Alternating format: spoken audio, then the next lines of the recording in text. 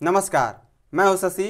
आइए झारखंड के टॉप 25 प्रमुख खबर जानते हैं। बीजेपी ने जारी किया आरोप पत्र, 7 गारंटी पर एक कदम आगे नहीं बढ़ी सरकार। भाजपा प्रदेश अध्यक्ष और नेता प्रतिपक्ष बाबूलाल मरांडी ने झारखंड मुक्ति मोर्चा झामुमो के खिलाफ आरोप पत्र जारी करते हुए हेमंत सरकार पर बड़ा निशाना साधा। मरांडी ने शनिवार को प्रदेश कार्यालय में कहा है कि हेमंत सरकार के 6 साल को झारखंड की बर्बादी का साल बताया। उन्होंने कहा है कि यह अगुआ सरकार नहीं बल्कि ठगों की सरकार है, जिसने युवाओं, महिलाओं, किसानों, आदिवासी, पिछड़े, दलित, बुजुर्ग, दिव्यांग, स्कूली बच्चे सभी को ठगा। 1932 खतियान आधारित नीति लाने की पहली ही गारंटी फ्लॉप हो गई। झारखंड वासियों से नीति लागू करने के वादे के साथ चुनावी मैदान में उतरी, सत्ता पाई, लेकिन अपने लगभग 2 टर्म को कार्यकाल होने के बावजूद वाले भूल गए। हेमंत सरकार अपनी ही 7 गारंटी पर एक कदम भी आगे नहीं बढ़ी। उन्होंने कहा है कि इस नाम पर हेमंत सरकार जनता को 6 वर्षों से ठग रही है।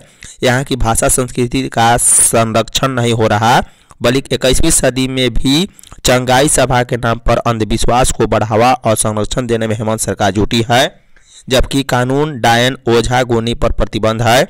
उन्होंने चंगाई सभा को पूरी तरह बंद करने की मांग की। उन्होंने कहा है कि इंडी गठबंधन ने विधानसभा चुनाव के समय जो 7 गारंटी दी थी, उस पर राज्य सरकार एक कदम भी आगे नहीं बढ़ी है, बल्कि राज्य को वर्षों पीछे धकेल दिया गया। झारखंड में थैलेसीमिया, सिकल सेल और एनीमिया की होगी जांच। राज्य में थैलेसीमिया, सिकल सेल व एनीमिया की जांच के लिए राज्यव्यापी अभियान चलाया जाएगा। स्वास्थ्य मंत्री इरफान अंसारी ने इसे लेकर विभागीय अधिकारियों को निर्देश दिया है। मंत्री के अनुसार देश के अधिसंख्य राज्यों में थैलेसीमिया, सिकल सेल और एनीमिया की व्यापक जांच पूरी हो चुकी है तथा उनके पास अपना सटीक स्वास्थ्य डेटा उपलब्ध है, लेकिन झारखंड में अब तक इन गंभीर बीमारियों पर ठोस आंकड़ों का अभाव रहा है, जो राज्य की स्वास्थ्य व्यवस्था के लिए एक बड़ी चुनौती है। स्वास्थ्य मंत्री ने कहा है कि झारखंड को थैलेसीमिया और सिकल सेल मुक्त बनाना सरकार का लक्ष्य है। इसी दिशा में राज्य के सभी जिलों में प्रत्येक व्यक्ति की जांच करने का निर्णय लिया गया, जिससे वास्तविक डेटा तैयार हो सके और समय पर इलाज सुनिश्चित किया जा सके। वहीं सटीक आंकड़ा नहीं होने के कारण बच्चों को लगातार प्राइवेट अस्पतालों और सरकारी ब्लड बैंक के चक्कर लगाने पड़ रहे हैं। झारखंड में अवैध और नकली शराब पर रोक के लिए नया सिस्टम। राज्य में शराब की प्रत्येक बोतलों की सख्त निगरानी की तैयारी है, ताकि उपभोक्ताओं तक अवैध व नकली शराब न पहुंच सके। उत्पाद एवं मद्य निषेध विभाग के मंत्री योगेंद्र प्रसाद के निर्देश पर विभाग के वरिष्ठ अधिकारियों की 3 सदस्यीय टीम ने इसे लेकर ही उत्तर प्रदेश व पश्चिम बंगाल का दौरा किया है। टीम ने वहां जाकर शराब बिक्री की व्यवस्था का अध्ययन किया है। इन दोनों राज्यों में ट्रैक एंड ट्रेस सिस्टम से बोतलों की सख्ती निगरानी हो रही है। इस सिस्टम को उन राज्यों में कैसे सफलतापूर्वक लागू किया गया है, इस पर विस्तृत जानकारी लेकर लौटी टीम अपनी रिपोर्ट बना रही है।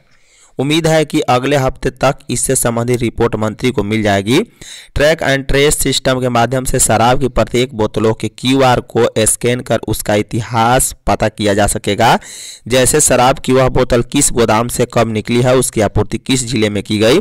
QR स्कैन से उक्त शराब की बोतल के असली व नकली होने का भी सबूत मिल जाएगा। बोकारो में DMFT फंड में गड़बड़ी, सांसद मंत्री आमने सामने। DMFT न्यास परिषद की बैठक शनिवार को तब विवादों में घिर गई, जब गिरिडीह सांसद चंद्रप्रकाश चौधरी और मद्य निषेध मंत्री योगेंद्र प्रसाद महतो के बीच तीखी नोकझोंक हो गई। संसद ने पूर्व उपायुक्त पर DMFT फंड में गंभीर गड़बड़ी का आरोप लगाया, जिस पर मंत्री महतो ने बिना साक्ष्य के आरोप पर कड़ा विरोध जताते हुए आरोपों को बेबुनियाद बताया। उन्होंने कहा कि पहले साक्ष्य लाए फिर आरोप लगाए। बैठक में आरोप प्रत्यारोप के कारण माहौल गर्म रहा। कई मुखिया व प्रमुख ने आरोप लगाया है कि योजनाओं में उनके नाम का बोर्ड नहीं लगता है। शिलान्यास व उद्घाटन सांसद व विधायक ही कर देते हैं, जबकि ग्राम सभा से योजनाओं को उनसे पारित कराया जाता है। पूरी प्रक्रिया में अव्यवस्था है। यदि योजनाओं के चयन एवं ग्राम सभा में पोषक क्षेत्र के मुखिया की भागीदारी है, तो योजना के शिलान्यास व उद्घाटन के समय भी उन्हें सम्मान मिलना चाहिए। वहीं सांसद चंद्रप्रकाश चौधरी ने बैठक में पूर्व DC पर गंभीर वित्तीय अनियमितताओं का आरोप लगाते हुए कहा है कि DMFT फंड के चयन से लेकर क्रियान्वयन तक गड़बड़ियां हुई है। जमशेदपुर में दिन दहाड़े 10 लाख के कीमती रत्न की चोरी। जुगसलाई थाना क्षेत्र के व्यस्तम बाटा चौक में शनिवार दोपहर उस समय हड़कंप मच गया, जब जेम्स हाउस नामक आभूषण रत्न दुकान में एक शातिर युवक ने फिल्मी अंदाज में लाखों के कीमती रत्नों पर हाथ साफ कर लिया। चोर दुकान में ऐसे दाखिल हुआ जैसे किसी खरीदार की तरह सामान देखने आया हो, लेकिन मौका मिलते ही उसने शोकेस खोलकर पुखराज, नीलम, मोती समेत अन्य कीमती पत्थर झपट लिए और देखते ही देखते मौके से फरार हो गए। चोरी गए रत्नों की अनुमानित कीमत करीब 10 लाख रुपए बताई जा रही है। असम सरकार के चाय बागान के मजदूरों को लेकर फैसला का स्वागत। असम सरकार ने चाय बागान मजदूरों को जमीन का मालिकाना हक देने के लिए एक विधेयक पारित किया है, जिससे लाखों आदिवासियों और अन्य मजदूरों को लाभ मिलेगा। इस पर पूर्व मंत्री चंपई सोरेन ने असम सरकार के इस फैसले का स्वागत किया। चंपई ने कहा है कि यह फैसला आदिवासी समाज के अधिकारों को मजबूत करने वाला है और असम के मुख्यमंत्री डॉक्टर हिमंता बिस्वा शर्मा को इसके लिए वे आभार प्रकट करते हैं। असम कैबिनेट के फैसले के अनुसार झारखंड के आदिवासियों को वहां अनुसूचित जनजाति में शामिल करने के प्रस्ताव को स्वीकृति दी है। यह फैसला चाय बागान मजदूरों के दशकों पुराने संघर्ष को सम्मान देने वाला है। मंत्री तिर्की ने किया शहीद शेख भिखारी स्टेडियम का उद्घाटन। मंत्री नेहा शिल्पी तिर्की ने शनिवार को मांडर प्रखंड के हेसमी में बने शहीद शेख भिखारी स्टेडियम का उद्घाटन किया है। कार्यक्रम में उन्होंने लाभुकों में किट का वितरण किया।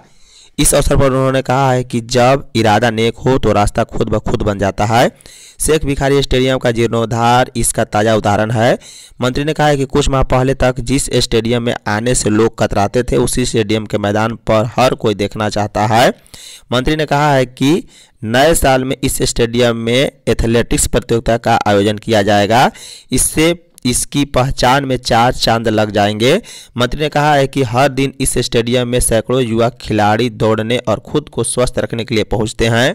तड़के सुबह मैदान में युवाओं की उपस्थिति इस स्टेडियम की उपयोगिता को दर्शाता है। इसमें लड़कियों की संख्या भी होती है। मंत्री ने कहा है कि उनका प्रयास होगा कि यह मैदान सिर्फ खेल कूद के लिए ही नहीं, युवाओं की बेहतर शिक्षा में भी मददगार साबित हो सके। हर राज्य की भागीदारी से पूरा होगा विकसित भारत 2047 का सपना। झारखंड चैम्बर में शनिवार को आयोजित झारखंड @25 विकसित भारत 2047 में पूर्व केंद्रीय मंत्री सुरेश प्रभु ने कहा है कि झारखंड अपार संभावनाओं वाला राज्य है। यहाँ उद्योग, खनन और संसाधन आधारित विकास के बड़े अवसर हैं। यहाँ खनिजों का विशाल भंडार है। इसका उपयोग पूरे देश के औद्योगिक ढांचे में होता है। ऐसे संसाधन समृद्ध राज्य को खनिजों पर प्रीमियम रॉयल्टी मिलनी चाहिए ताकि झारखंड को उनके संसाधनों के अनुरूप आर्थिक लाभ मिल सके। उन्होंने जोर देकर कहा है कि रॉयल्टी राज्य का अधिकार है और इसे नीतिगत रूप से सुनिश्चित किया जाना चाहिए।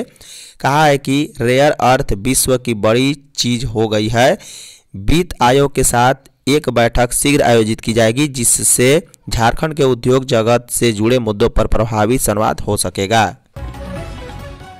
बंगाल कांस्टेबल परीक्षा का पेपर लीक, झारखंड में कई जगह छापे। पश्चिम बंगाल में 30 नवंबर को होने वाली कांस्टेबल परीक्षा का पेपर लीक करने के इरादे से कई स्थानों पर गुपचुप तरीके से रह रहे 30 युवकों को पुलिस ने शनिवार को पकड़ लिया है। हिरासत में लिए गए युवकों में अधिकांश बंगाल के रहने वाले हैं। कुछ झरिया के भी युवक हैं। पुलिस सभी से सख्ती से पूछताछ कर रही है। इसके पास से कई मोबाइल परीक्षा से जुड़े दस्तावेज जब्त किए गए।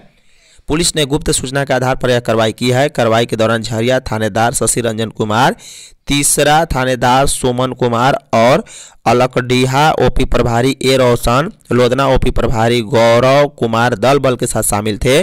पुलिस ने दर्जनों लॉज व होटलों में छापेमारी की। इस दौरान पुलिस ने तीसरा क्षेत्र से एक 4 व्हीलर वाहन भी जब्त किया। इसके बाद संदिग्ध लोगों को हिरासत में लेकर पूछताछ कर रही है। पूर्वी सिंहभूम 3093 यूनिट रक्त संग्रह कर झारखंड में अव्वल। झारखंड सरकार के स्वास्थ्य विभाग की ओर से 12 नवंबर 2025 से पूरे राज्य में चलाए जा रहे विशेष रक्तदान अभियान की शनिवार की समीक्षा की गई। समीक्षा बैठक में पाया गया है कि अब तक प्रदेश में कुल 10,098 यूनिट रक्त संग्रह किया गया। पूरे राज्य में पूर्वी सिंहभूम जिला 3093 यूनिट रक्त एकत्र करके पहले स्थान पर रहा, जबकि रांची 1127 यूनिट के साथ दूसरे और धनबाद 729 यूनिट के साथ तीसरे स्थान पर रहा है। वहीं बोकारो में 642 यूनिट रक्त संग्रह किया गया। राज्य मुख्यालय ने बताया है कि पूर्वी सिंहभूम की उपलब्धि जिला स्वास्थ्य टीम के सामूहिक प्रयास का परिणाम है। समीक्षा बैठक में सिविल सर्जन डॉक्टर साहिर पाल ने टीम की कार्यशैली की सराहना की और कहा है कि निर्धारित लक्ष्य को संगठित प्रयासों से हासिल किया गया है।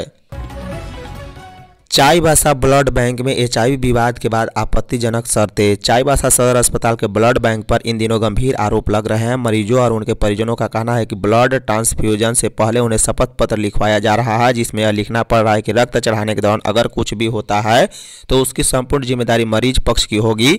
यह आरोप सामने आने के बाद अस्पताल प्रबंधन की कार्य प्रणाली एक बार फिर सवालों के घेरे में है। मरीजों ने आरोप लगाया कि ब्लड बैंक के कर्मचारियों द्वारा ऐसा पत्र लिखवाना न केवल असामान्य है बल्कि बेहद ही डरावना भी है।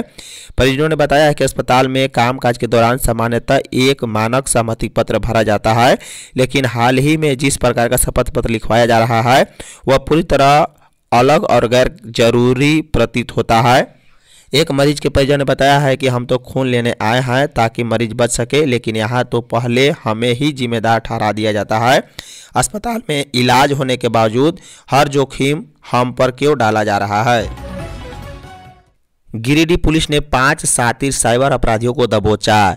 गिरिडीह पुलिस ने 5 शातिर साइबर अपराधियों को गिरफ्तार कर लिया है। पकड़े गए अपराधियों के पास से 10 मोबाइल जिसमें 5 आईफोन शामिल है, वहीं 14 सिम कार्ड और स्कॉर्पियो वाहन जब्त किया गया। एसपी डॉक्टर विमल कुमार को गुप्त सूचना मिली थी कि कुछ साइबर अपराधी बिहार के पटना से खरीदारी कर स्कॉर्पियो वाहन से गिरिडीह गांडे होते हुए जामताड़ा की ओर आ रहे हैं। सूचना के बाद एसपी के निर्देश पर एक टीम का गठन किया गया है, जिसका नेतृत्व साइबर डीएसपी आबिद खान कर रहे थे। एसपी के निर्देश पर चलाए गए विशेष चेकिंग अभियान में 5 साइबर अपराधियों को पकड़ा गया है। ये सभी पटना से खरीदारी कर स्कॉर्पियो से जामताड़ा लौट रहे थे। गांडे थाना क्षेत्र में वाहन जांच के दौरान साइबर डीएसपी आबिद खान की टीम ने इन्हें दबोचा है। गिरफ्तार अपराधियों के पास से 10 मोबाइल फोन और आईफोन भी शामिल है। भारत दक्षिण अफ्रीका के बीच वनडे क्रिकेट को लेकर सुरक्षा के पुख्ता इंतजाम। रांची के धुरवा स्थित जेएससीए स्टेडियम में रविवार को भारत व दक्षिण अफ्रीका के बीच होने वाले वनडे क्रिकेट मुकाबले को देखते हुए पुलिस प्रशासन सुरक्षा के पुख्ता इंतजाम किए हैं। पूरे स्टेडियम परिसर व आसपास पुलिस का सख्त पहरा है ताकि सुरक्षा का मजबूत घेरा सुनिश्चित किया जा सके। मैच के दौरान किसी भी अप्रिय घटना को रोकने और दर्शकों की सुरक्षा सुनिश्चित करने के लिए पुलिस प्रशासन ने व्यापक तैनाती की है। सुरक्षा की कमान 6 आईपीएस अधिकारी व 15 डीएसपी को सौंपी गई। वहीं 30 से अधिक थानेदार और झारखंड एटीएस और सीआरपीएफ के जवान को भी महत्वपूर्ण स्थानों पर तैनात किया गया है। पुलिस अधिकारियों ने स्पष्ट किया है कि सुरक्षा मानकों को बनाए रखने के लिए बिना जांच पड़ताल के किसी भी व्यक्ति को स्टेडियम के अंदर प्रवेश करने की अनुमति नहीं होगी। झारखंड की जनता बदहाल सरकार मना रही जश्न। सुदेश महतो। झारखंड के पूर्व उप मुख्यमंत्री सह आजसू प्रमुख सुदेश महतो ने कहा है कि राज्य की जनता बदहाल है। हेमंत सरकार जश्न मनाने में जुटी है। राज्य सरकार के पास कोई विजन नहीं है। वह शनिवार को कतरास में आयोजित मिलन समारोह को संबोधित कर रहे थे। समारोह में डुमरी विधायक जयराम महतो की करीबी जेएलकेएम की केंद्रीय महासचिव रजनी रवानी और केंद्रीय सचिव प्रदीप महतो सहित दूसरे दलों के कई नेताओं ने आजसू पार्टी का दामन थाम लिया है। बता दें कि आजसू सुप्रीमो सुदेश महतो एवं सांसद चंद्र प्रकाश चौधरी ने पार्टी में उनका स्वागत किया। आजसू प्रमुख सुदेश महतो ने कहा है कि हेमंत सरकार में विजन और रोड मैप का अभाव है। प्रधानमंत्री नरेंद्र मोदी ने कहा है कि वर्ष 2027 तक विकसित भारत बनाएंगे। धन्यवाद।